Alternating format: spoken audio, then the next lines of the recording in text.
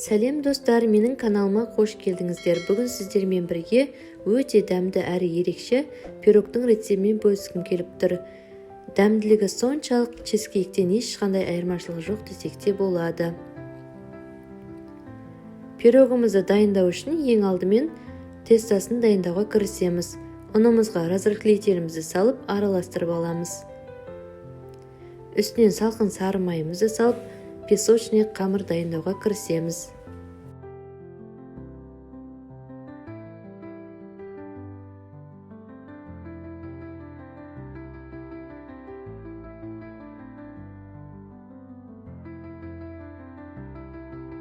Он мен сары май біріккеннен кейін осындай үгітілмелі қамыр дайын болады.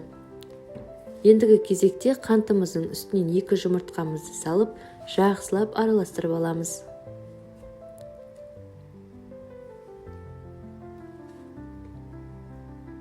Араласқан массамызды ұнымыздың үстінен құйып, қамыр илейміз.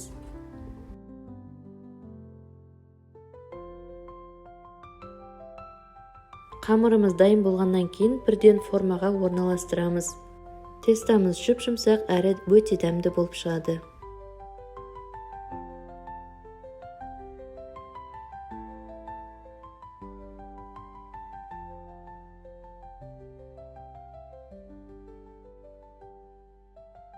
Формаға орналастырып болғаннан кейін астын вилкамен тесіп шығамыз. Және де начинкасын дайындап болғанша холодильникке салып қоямыз. Ендігі кезекте начинкасын дайындауға кірісеміз.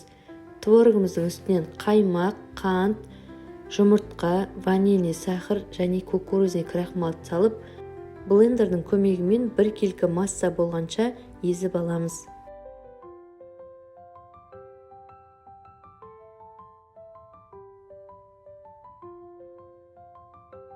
Дайын болған начинкамызды холодильниктен шыққан қамырымыздың үстіне құйып, 180 градус қызған пеште 35-40 минут пісіреміз. Ендігі кезекте пирогтың беткі бөлігіне начинка дайындаймыз. Замороженный вишняның үстіне кукурузный крахмал, қант және де суымызды құйып, орташа отта қыздырамыз. Және де тоқтамай араластырып тұрамыз. Кукурузный крахмал салғаннан кейін массамыз қоюланады. Басқа ыдысқа құйып суытып аламыз. Содан кейін суыған пирогымыздың үстінен салып, жайғастырып шығамыз. Рецепт ұнаса, каналыма тіркеліп лайк басып, комментарий қалдыруды ұмытпаңыздар.